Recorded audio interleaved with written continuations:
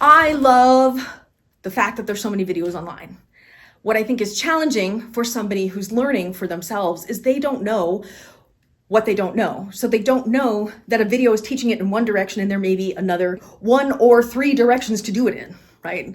Like your pinwheel, for example, this is, show you back here, clockwise.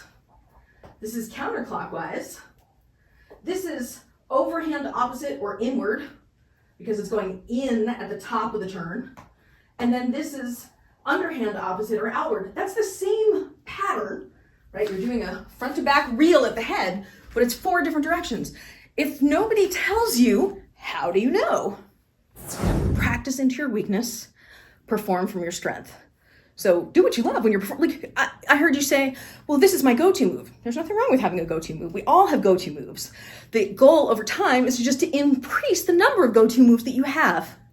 And the thing is, the things that are your core moves are probably always going to stay your core moves. You just grow your repertoire and have a bigger and bigger core. So there's nothing wrong with having a preference.